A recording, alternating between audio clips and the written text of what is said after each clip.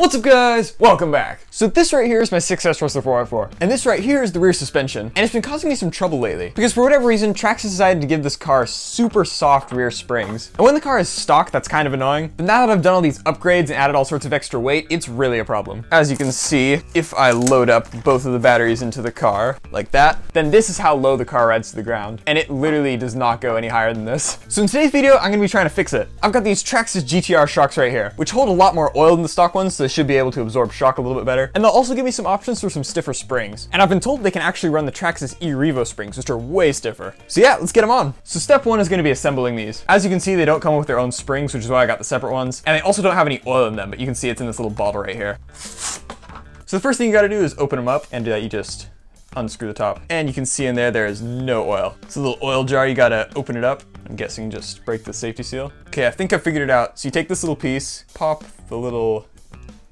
rubber stopper thing out. Okay, I think you're supposed to cut the top off first, and then, yeah, this is probably good enough. Let's see if it pours. Oh yeah, it does. So let's see, you can sort of see it in there. Fill it up with shock oil, and then you just screw the lid on.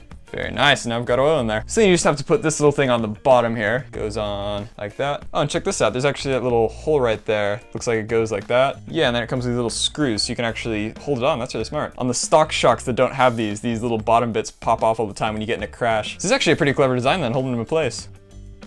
Wait a minute. I skipped a very important step. Before we put the bottom bit on, you actually have to put on your spring, and then you can put on the bottom bit. And there you go. And the body of the shock is actually threaded, so by screwing this up and down, you can make the shock stiffer or softer. So yeah, that's one shock done. I'm gonna do the other one off camera, and I will see you guys when I'm done. All right, so we've got the shocks all assembled, and they look pretty nice. They definitely feel way firmer than the stock ones.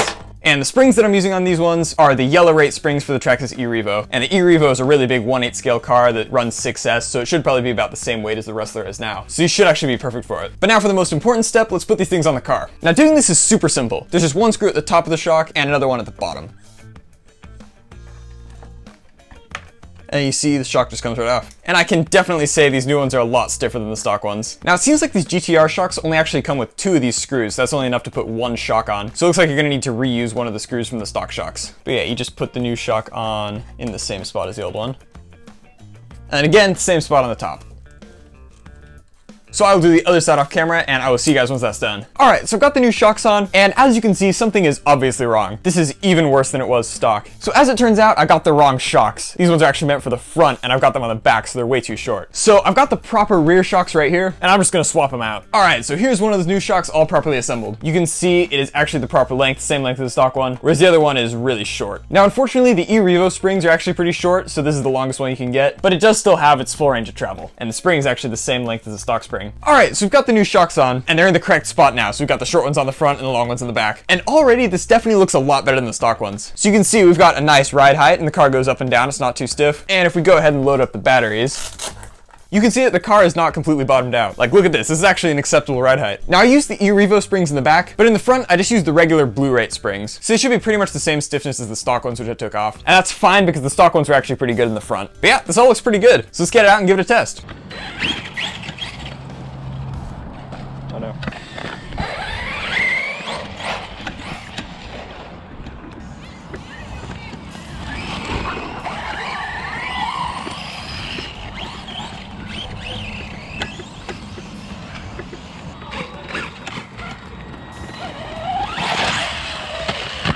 Hey.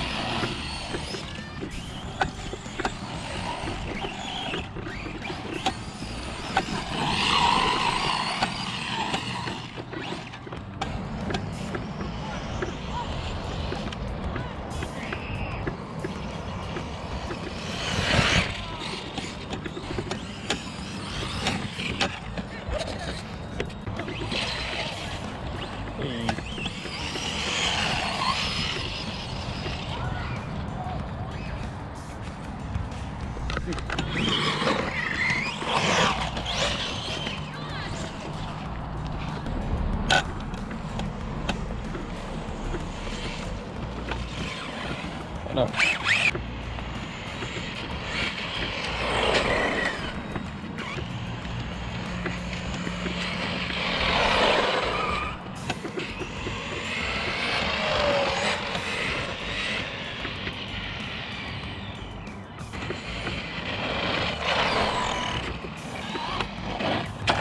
Oh man.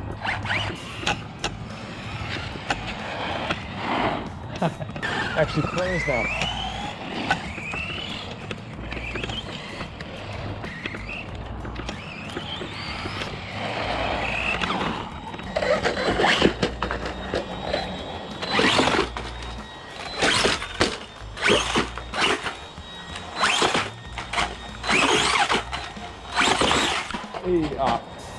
That counts. So there it is, some GTR shocks for the Rustler 4x4. I gotta say, I'm really happy with how it's turned out. So my main goal with this was to get the car a little bit higher up off the ground so it would do better off-road. And it has definitely done the trick. Before, the car was just so low that whenever I took it on grass, it would drag through it and it would bog down and the tires would slip. It just wasn't very good at it. Now that it's got a little bit of extra ride height though, it just glides right over the grass. And I'm actually able to get it going pretty fast.